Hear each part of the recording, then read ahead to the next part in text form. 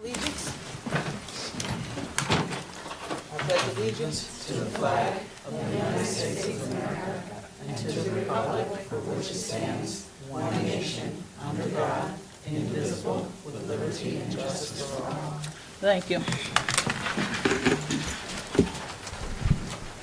Missy, read the roll call, please. Martha Case, Here. Sheila Graham, Here.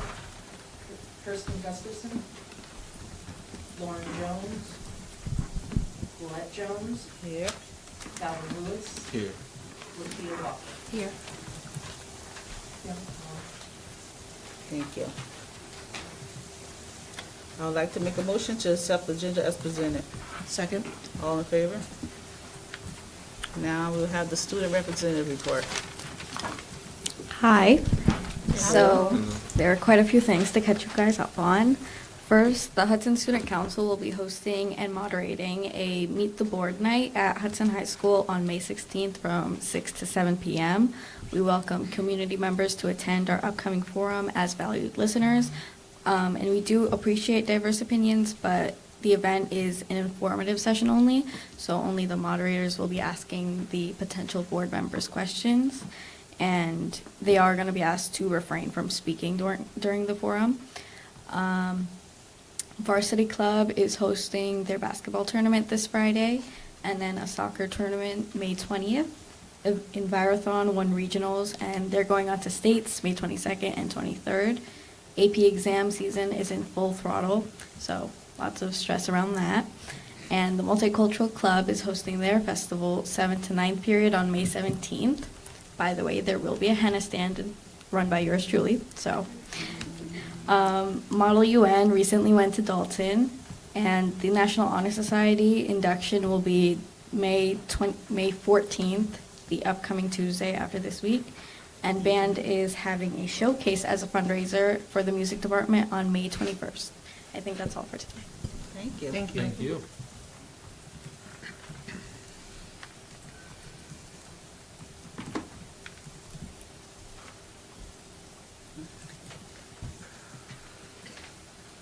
Presentations. Class of 2024 prom presentation.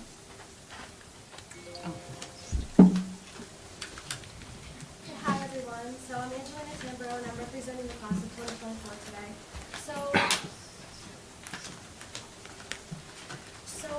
Our prom is going to be Saturday, June 1st.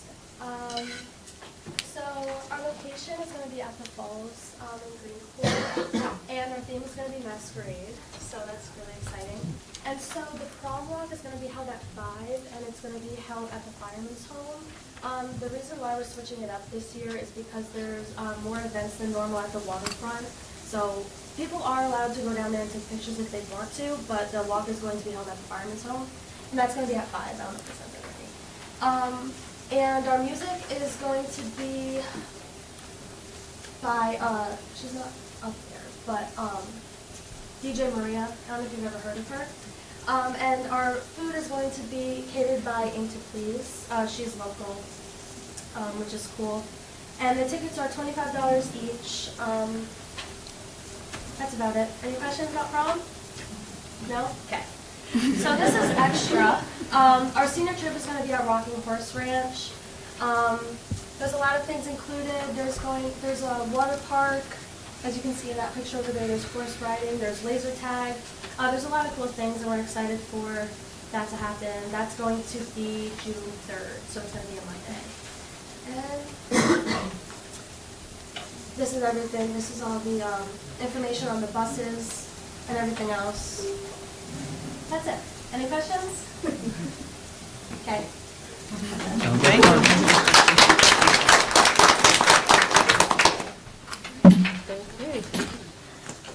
Open public budget hearing.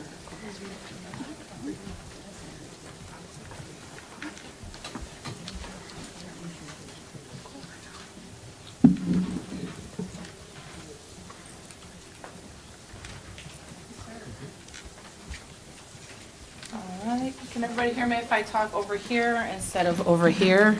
That's Is that better. okay? That's better. Lance says the microphone. All right. So tonight I'm going to present the budget hearing with Dr. Pennyman, and I'll let her introduce. So, Ms. Begin is just going to go through the budget hearing again, at the budget hearing information with you. We have all been following or presenting up until this point, so she will just let you know where we are from this point and going forward. Thank you. So our budget's still focused around our vision and our mission, and it's the focal point of all we're doing.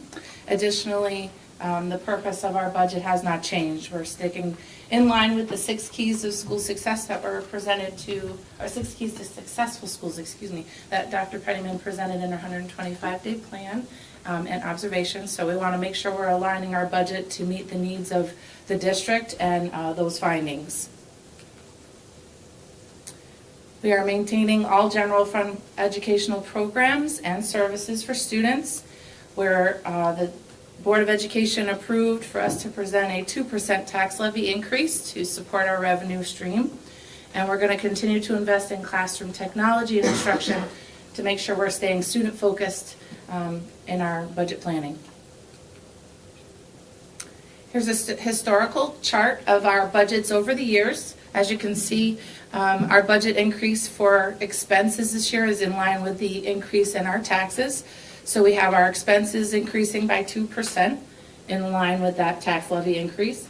Prior years, last year we went out at a 0.71% tax levy or expense increase, which was a 0% levy increase. So we're increasing a little bit more in line with what we're seeing going to happen for projected revenue costs loss in the future. So I'll talk about it a little bit more later, but some focus things that we need to think about when we're thinking about budgeting is not just about this year. When we budget, we want to think about next year and the year after and the year after, and how can we sustain what we do now through the future. So when we create a budget, we're trying to keep it flat. As you can see, we've seen the increase. This dotted line is our percent increase over time, and we have been decreasing those increases over time. So we will continue to try to work with that trend, but the state government has also talked about changing the way they're funding our state aid. We'll get to a chart about our revenue and state aid in a minute, but just keep that in mind when we start talking about those things. Here's our expenses by category, and this chart is the categories as we present them to the state and as we present them in the budget newsletter and as we present them in the budget book. On this side is a little bit different of a breakdown of the different expenses that we're talking about here, but either chart will equal that 2% increase year over year. It's about $1 million. I'll draw your attention to payroll as our biggest chunk of our pie, which is integrated within all of those categories.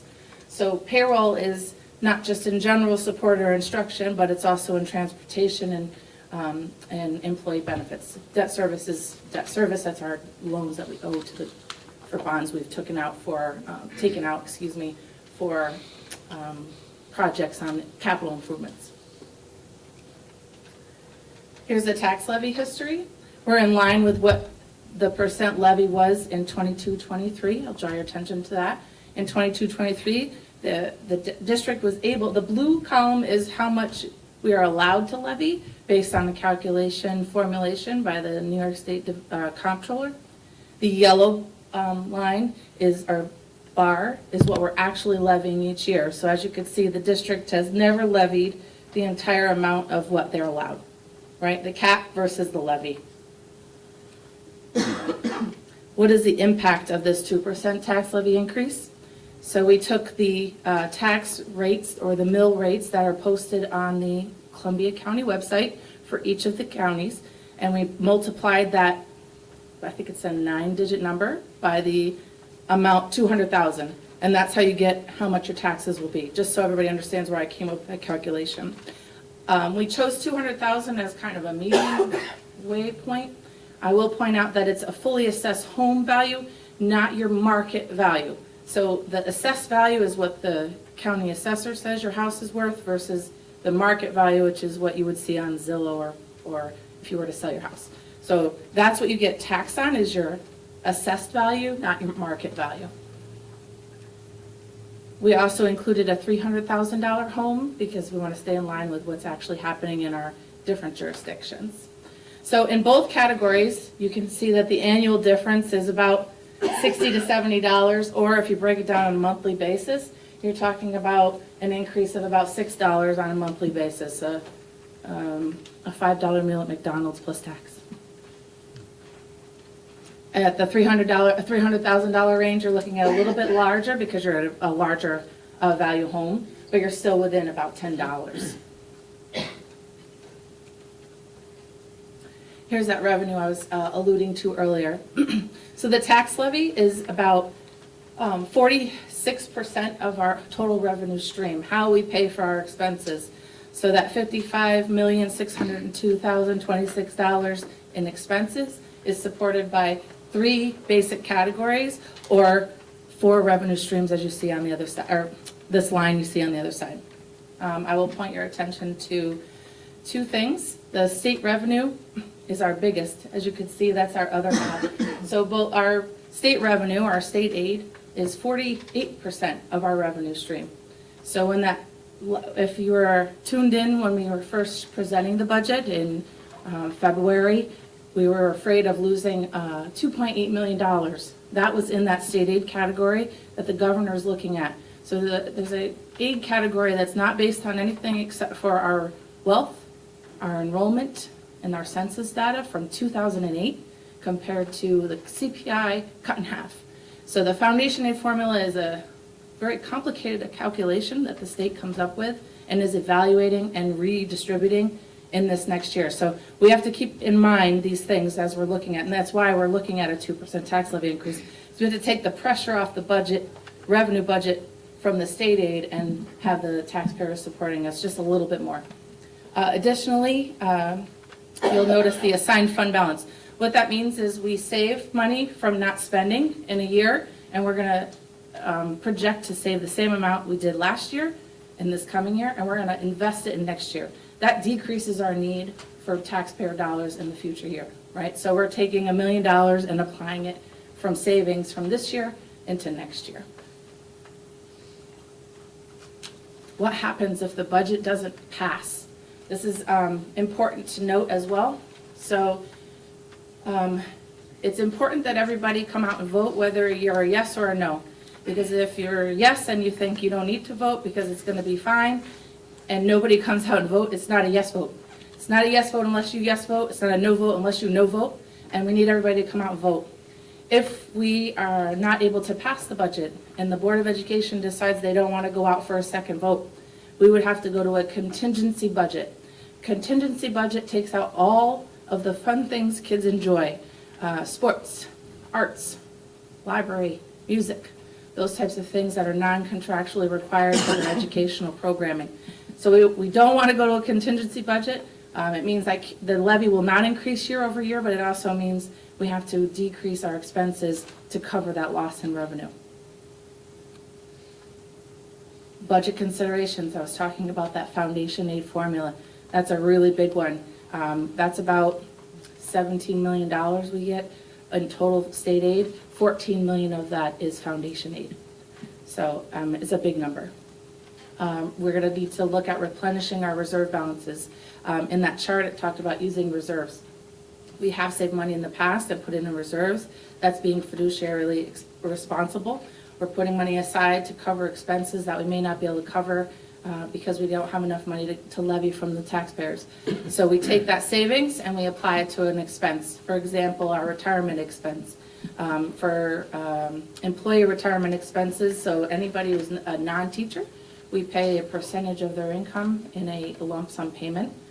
It's a very big payment, and so we are allocating from the reserve to pay for that bill instead of putting it in our expense lines.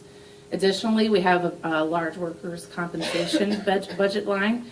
We do pay a lot of money out in a year for workers' compensation.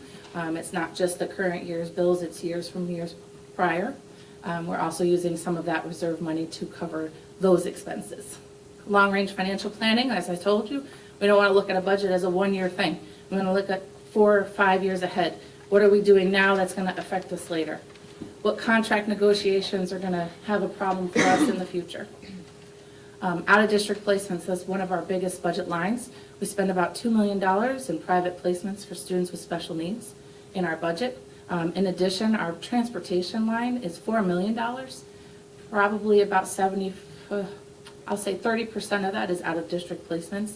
We have to travel to bring students. For example, we bring a student to Poughkeepsie because that's where the place of least resistance for that particular student's needs is. So we send them. We have another student we bring to Massachusetts. That transportation is on the district to provide. It isn't cheap. And then we also have to keep an eye on those changes in enrollment. How can we be more fiscally responsible in our classrooms? How can we look at our buildings more fiscally responsibly? So those are things we need to look at when we're looking at long-range financial planning. This is what's on the ballot. There's one correction. The second person in line is just Amanda Grubler. She does not go by Boge anymore, so that will be corrected on the ballot. You won't see that hyphen name. I had bad data. But these are all of our candidates. We'll also have 2 write-in spots. And here's our locations, same locations we've had before for polling. Polling starts at 11 o'clock on May 21st and goes till 8 p.m. Absentee ballots are being accepted currently, and I believe they were going to be accepted until the 7th. So we're on today, which is our public hearing for the budget. Started just a little while ago. And on May 21st, that's a big day. I implore you to please come out and vote however you feel you need to vote, but vote. Make sure your voice is heard. Make sure that the school is feeling supported by the district in one way or another. June 18th would be that revote date if our budget doesn't pass, which I'm going to pretend won't happen. And then July 1st will be when our implemented school budget will be. And that's it for the budget hearing presentation. And now we could take questions.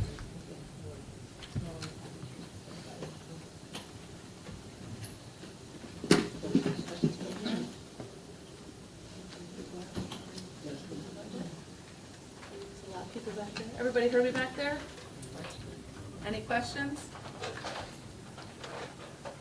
There's no cut to this budget as far as staffing, right? No. There are no cuts, but let's just be clear, that if teachers are retiring, they may not be replaced unless the numbers and the figures are telling us that we need that position. Okay, thank you. Okay, that closed the public budget hearings for 2024-25 school year.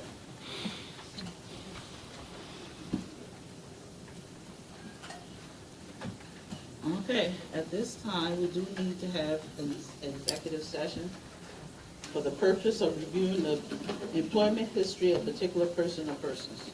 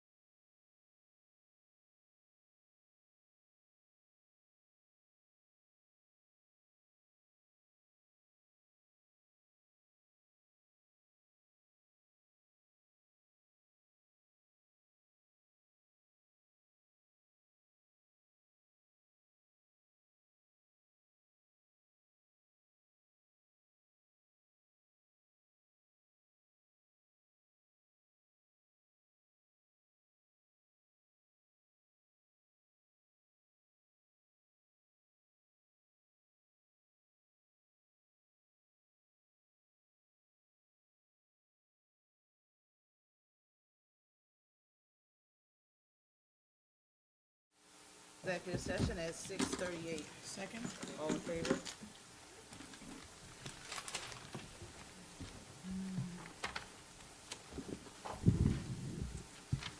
I would like to make a motion to accept personnel agenda item A through M. Second?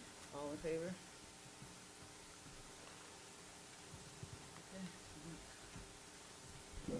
Rubber phone.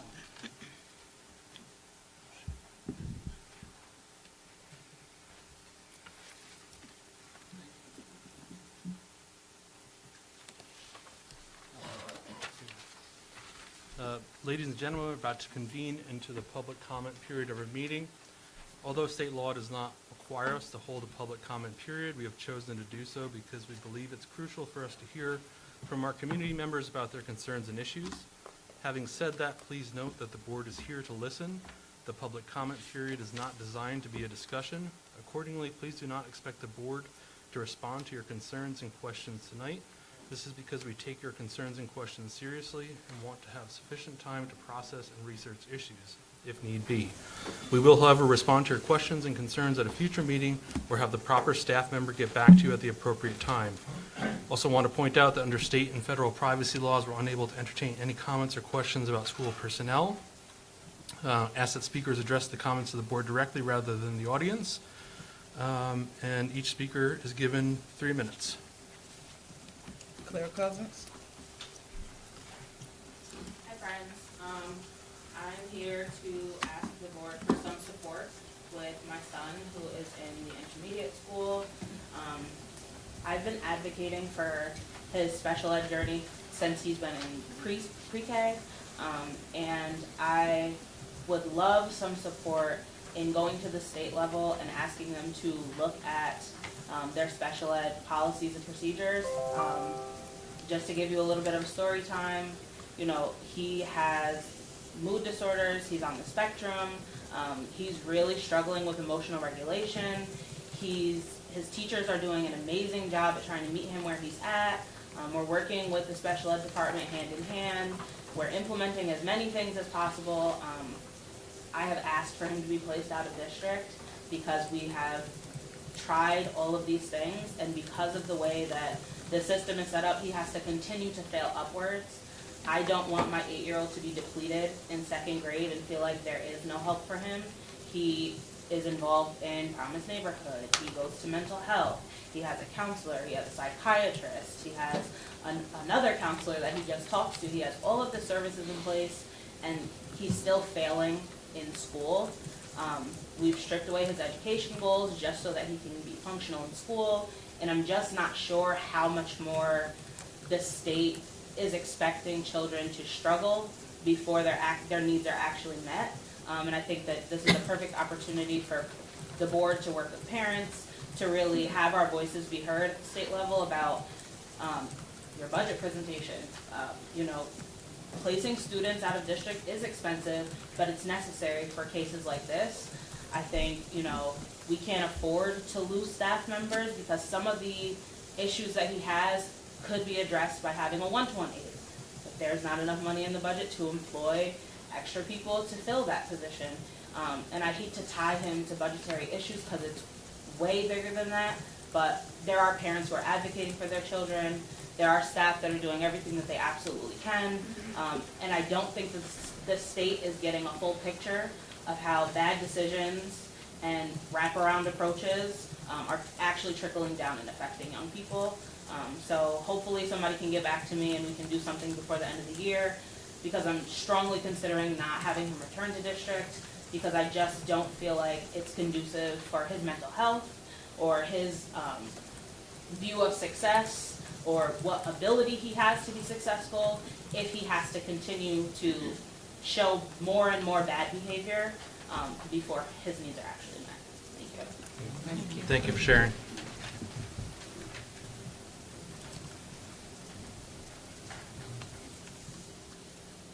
Cassandra Shores?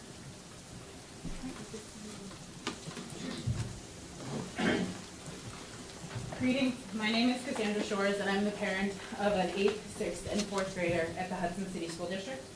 For the last 3 years, many of our dinner table discussions have centered around the poor classroom behavior my children have witnessed and how it has impacted their education and that of their peers. I have provided you with an email and correspondence that I sent to Principal Cooper and Superintendent Pennyman on the heels of the incident in the 6th grade band room, along with a brief and unhelpful reply that I received. I shared this email on social media, and of over the 50 comments, positive comments that I received, I wanted to share just one with you. This woman wrote, "If the school doesn't smell like weed, children aren't ODing on fentanyl in the bathrooms, and you're not seeing weapons, I'd call that a good day. Not to trivialize this behavior, but it could be worse. And perhaps it will become worse if the people aren't stepping up to the plate." That was the worst, most negative comment I received, and if that is what the public thinks of this Hudson City School District, that's deplorable. And this is what our school district has become. Board Member DePace, in your bio, it states that you want to, quote, "create a school district all residents can be proud of." And Board Member Graham, you stated you, quote, "love helping to make the school more enjoyable for everyone," and that you, quote, "didn't like the culture when you attended the Hudson City School District."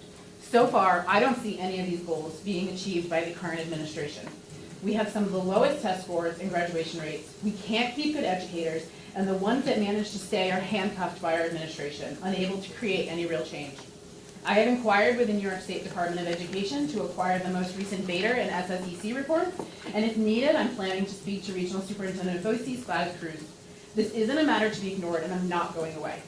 No one has ever made an impact by just towing the line. To the members of the board, either you need to rethink the current administration, or we, the parents, need to go back to the drawing board with you.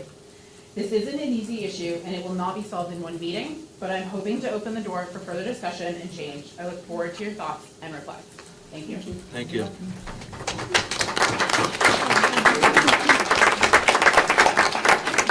Jill Turner. Hi, I'm Jill Turner. I'm a parent. I was at the Conversations with the Superintendent meeting a few Tuesdays ago, and I'd come with a couple other moms to just question the disclaimer surrounding the book festival. And while that didn't get resolved in my mind, at one point during the conversation, Board Member Graham said that the teacher volunteers at the festival were being paid $250, $500, and $750 to work at the festival. And we were all surprised by that. And unfortunately, the two other board members who were there aren't here, but I was shocked because I was thinking, wow, that I've never heard of a volunteer being paid to work at the festival. So afterwards, I followed up with some people who are here just to ask, are you being paid to work by the festival, to work at the festival? And all of them said no. None of the volunteers have ever been paid. No volunteers are being paid. I wrote a letter to everyone who was in attendance at that Conversations with the Superintendent, including Dr. Pennyman, Board Member Graham, Board Member Gustafson, Jones, and the two mothers who were there. I did not get any kind of acknowledgement or response to it, but I just wanted to make sure that it is on record that these volunteers are not being paid to work at the festival. What also bothered me about that conversation was then it was implied that when Dr. Spindler was starting the Saturday Academy, you weren't getting the amount of volunteers you thought you would, but then when you saw how much the volunteers were being paid for the festival, then you were like, oh, that's why they're not volunteering for the Saturday Academy. And to that, for me, that implied that our teachers aren't volunteering unless they're being paid, which, again, I just wanted to come here and put it on the record. I have been the junior high PTO president for the past year. Every single time we have put on an event, whether it's an activity night or a dance or any kind of thing for these kids, teachers come out in droves, and thank you all, but like teachers are coming out in droves. They're donating their money. They're coming late at night. They're closing up the school. They're bringing games. They're baking cookies. They're buying food and juice and stuff like that. And so I just wanted to put it on the record that I love the teachers here. I think that I just didn't want that kind of misinformation going around, that one, that they are being paid to be on this festival, and two, that they wouldn't volunteer. Thank you. Thank you very much. Wayne Kinney? Good evening. For those who don't know me, my name is Wayne Kinney. I'm a science teacher for high school, but I'm speaking tonight as president of the Hudson Teachers Association. Previous board meetings, the district presented the tentative budget with no cuts to any staff, including rehiring of positions of those who were retiring, even though the state aid was eliminated by roughly $3 million at that time. Now that the budget's set and all the aid's been returned, my members informed me yesterday, my members, not administration, that we're cutting 2 elementary teacher positions through attrition. I don't care if it's retirees, it's a cut. You're cutting staff with a full budget. And so my question on that point is, why now that the budget hasn't been cut? State aid's back, increasing the tax levy, we shouldn't be losing anybody. Elementary buildings, school building has been targeted as a school in need of improvement. Cutting 2 elementary teachers at this point will only result in increased class size, which means students are going to get less individual instruction time by the teachers, and it will increase. I looked at the numbers today. I went through them, the numbers I got. They're not going down, and I was told by the building principal that, oh, if I keep those 2 positions, we're going to have class size of 12. You're not. You're going to be lucky to get it back to 17. It's ridiculous. On top of that, we recently hired 2 new clerks for human resources, and are still looking for a human resource director. And when I started here 24 years ago, we had at least twice as much staff as we do right now across the district, and we only had 1 clerk reviewing personnel, and none of it was on the computer at the time. It was all done by paper. So my next question is, where is the district's priority? Are we more interested in hiring more staff to sit in the district office to look at a screen? Is that more important than the needs of our students in the classroom that are going to get hurt by cutting 2 positions? I really think you need to look at your priorities.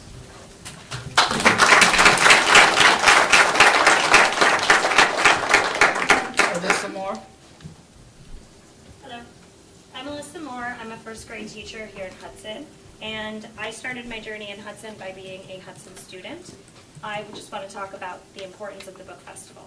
My senior year was the first year I volunteered for the book festival, and it was amazing. And now to be a teacher here, it's really come full circle. I really see the benefits of the book festival. I use the book festival books throughout the year to teach Black history, women's history, Pride history, and not just once a month. Throughout the entire year, I'm using these book festival books.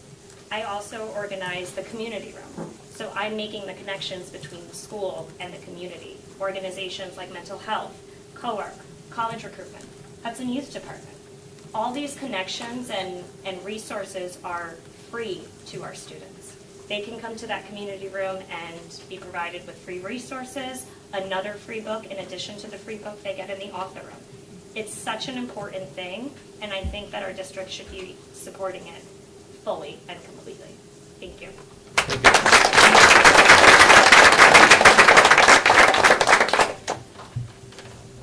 The way this broke down, what's the second person? Donna Coombs. Hi. I'm also talking about the Hudson Children's Book Festival. I'm coming at it from a different angle. So just so that you know, anybody who doesn't know me, I have pretty deep ties to Columbia County and to Hudson specifically. I'm a Hudson taxpayer. I've lived most of my adult life in this area. My husband went to Hudson K through 12. My child went to Hudson K through 12 and is a graduate. I started volunteering for the Hudson Book Festival, never been paid, volunteering for the Hudson Book Festival prior to my working here at Hudson. And I never really considered school social work before that. And when I came here and I saw the way the district came together, and from the superintendent down to every single person in the putting on of this amazing event, and their dedication to children's literacy and literature, I was like, wow, this is really, really impressive. And at that point, a position opened up at the school, and I applied. And I remember at my second interview, I was interviewing with Dr. Zutmeyer, and she had said, if you don't get chosen for this position, there's a couple of other social work positions within the county, within schools that, I could refer you to. And I said, I'm not applying to change jobs. I have a job. I've worked for COARC for 25 years. I'm applying because I believe in Hudson and I want to work here. And if I don't get this job, I'm not going to apply for another job because I'm okay. So I feel like the book festival is a big reason why I work here. I have really come together with the students. I've done a lot of different student activities. I absolutely love my job. And on another note, I want to talk about my own child, because again, I said that my own child went here K through 12, and during middle school, I really struggled. I'm a reader, my family's a reader, and I really struggled because, young people sometimes don't like to read. And I was trying to get her to read, and the book festival was really pivotal in helping her because she made connections with specific authors, met these people, met Jerry Craft, met Nick Bruhl, and said, oh my gosh, my child did a correspondence with Jerry Craft for 3 years over email about graphic novels, because she also wrote graphic novels. And so it inspired her for a love of reading, and it inspires a lot of kids for a love of reading. And I think that this is the one event that I'm so passionate about, and it makes me proud to be a member of this school community and in the community of Hudson. And that's what I have to say. Thank you. Thank you. Melissa Brown? Hi, I'm Melissa Brown, and I'm here to talk a bit about what the book festival means to me as a veteran educator of over 26 years. I've always loved children's literature, both for the beauty of the illustrations and the messages that good quality literature imparts to children. But more importantly, study after study have shown that reading aloud to children is the #1 indicator of school success. Reading aloud to children cannot be overestimated. Study after study have shown this. Children who are read to are usually the very best readers in the classroom. They acquire large vocabularies, they write well, and they do better in other subject areas. Moreover, literacy is the great equalizer. Being read to narrows the information gap between children. It provides access to vocabulary, comprehension, understanding of history, science, important leaders, and world events. Literacy bridges the gap between different experiences. Reading aloud complements any curriculum. It can supplement and support and fill in gaps in information and representation. One thing that drew me to the book festival was its commitment to diversity and representation. Access to diverse literature, especially for children, provides a mirror, a window, and sliding glass doors. A mirror to see themselves in literature, a window to see others' experiences, and a sliding glass door to access new ideas and build understanding and empathy. A big part of the mission of the book festival is to showcase diverse authors that represent our diverse population. In summary, reading aloud diverse literature as provided by the book festival is educationally invaluable, provides social emotional learning opportunities, and provides diversity, equity, and inclusion. There is no downside to promoting books and literacy. In a time where some states and school districts are wrongly limiting access to books and erroneously blaming DEI, I think it's concerning to the district to distance itself from a well-loved, popular, and important event that showcases literature, literacy, and diversity. Thank you. Thank you.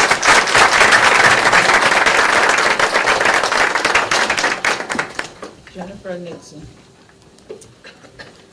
So I am one of the directors, along with Melissa, of the book festival. So since its inception in 2009 by Lisa Dolan and Maria Stutmeyer, the Hudson Children's Book Festival has been a collaborative effort with the Hudson City School District, designed to enrich our community's cultural and educational landscape. Melissa Brown and I, alongside a dedicated team of teachers, aides, secretaries, teaching assistants, parents, and community partners, have always prioritized the needs and interests of Hudson students. Our mission is to foster a lifelong love of reading among students by providing access to a diverse array of books and authors that reflect the experiences and cultures of our student body. Okay. Over the past 13 years, the festival has invested significantly in our schools, purchasing hundreds of books for our school libraries in every building, and thousands more for classroom use. These resources support instructional activities and personal exploration, helping students broaden their understanding and see themselves represented in literature. We have been privileged to host school visits by distinguished authors such as Walter Dean Myers, Nick Bruhl, Selena Yoon, Ellen Hopkins, Tori Maldonado, Valerie Bowling, Jason Reynolds, Jerry Kraft, Hudson Talbot, among scores of others. These visits inspire and engage our students, opening doors to new ideas and perspectives. Furthermore, the festival is a vital part of our community outreach, providing all students with a Good For coupon, courtesy of the Hudson Literacy Fund. Our students are given purchasing power with that coupon on festival day, and the festival is committed to organizing transportation to ensure that every single one of our kids can get here to the festival. Our high school students also gain valuable community service experience by volunteering at our event. The festival's ability to provide these enriching experiences is largely due to the generosity of our community partners and sponsors. This year, significant contributions have come from the Spark of Hudson, the Galvin Foundation, HTA, Highmark Blue Shield, HRBT, and several more as highlighted on our website. Additionally, the Hudson Literacy Fund, which I mentioned earlier, a nonprofit entity not affiliated with the school district, has been a key supporter, helping to finance the purchase of books for so many of our students, both past and present. The school district's contribution has been crucial, providing a familiar venue that enhances the students' connection to the event, making it a personal and communal highlight of the year. Recently, there have been misunderstandings and misstatements regarding the operational aspects of the festival. To set the record straight, I want to clarify that no organizers or volunteers are compensated financially. Our team is driven by a commitment to literacy and education, not personal gain. The notion of separating the festival from the school district is concerning, as such a move could undermine an event that has become a highlight of the academic year and a source of pride for the community. Melissa and I are eager to discuss anything you'd like with the superintendent and the Board of Education regarding the festival whenever you're available. Thank you. Congratulations.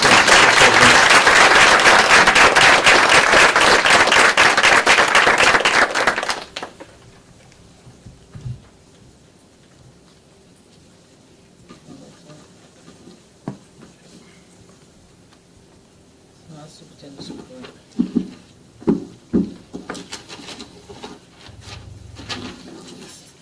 Well, good evening, everyone. We have some great things going on in the district. And the first thing I'd like to talk about is that our food service department was featured in the New York State Department of Education Surfs Up, which is a publication that they put out about what's happening across the state. And Hudson City School was mentioned several times. So board members, I'd like to just pass this around so you can see, but this is also on the New York State Department of Education under their food service section, food and nutrition section. This is Teacher Appreciation Week, and I would like to continue to let the teachers know how much we appreciate them, everything they do for our students on a daily basis. It was also Principals Appreciation Day last week, so I also want to let our principals know how much we appreciate everything they do for our students, our district, and the committee. Our school improvement sessions and working sessions and planning sessions are moving forward in a positive manner.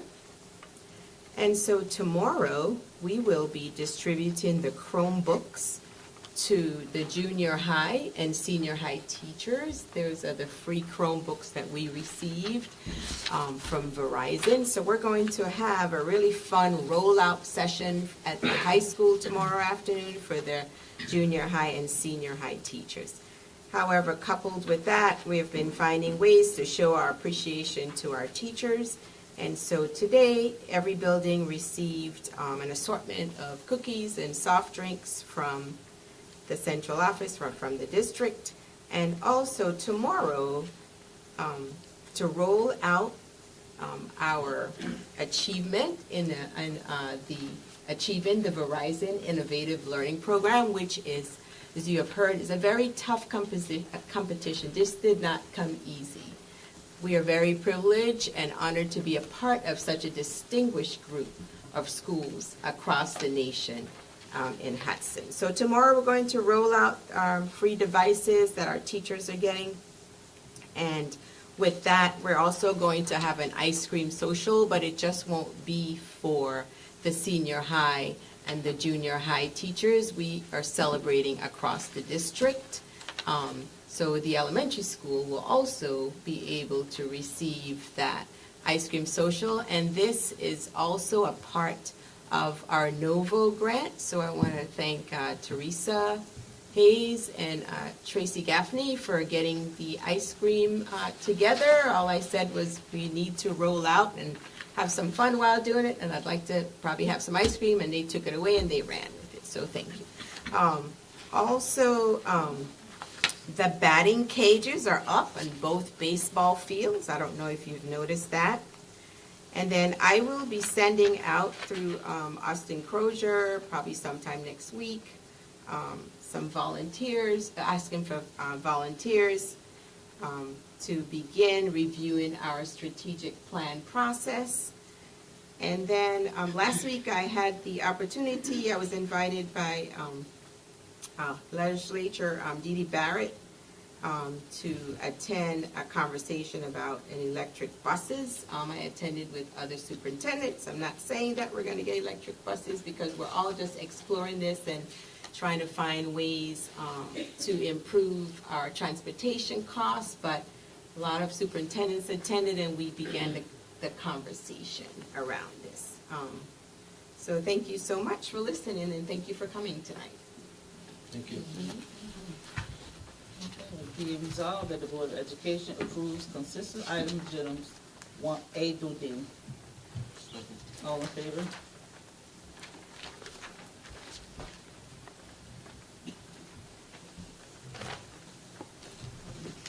Thank you.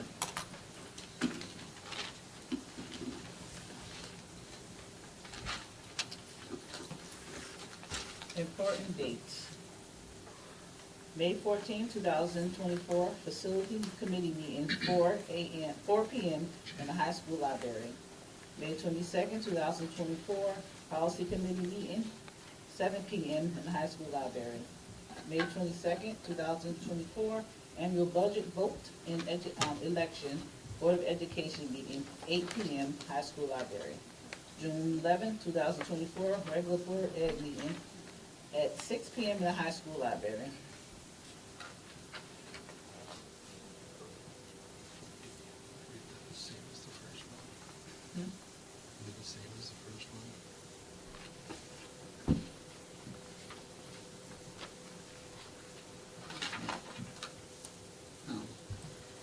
So at this time, we do have the need for another executive session for the purpose of employment, history of particular persons, personal persons. At that time, we end at 7:07 and enter into executive session. All in favor? Thank you. There'll be no further business after this. Thank you all for being here.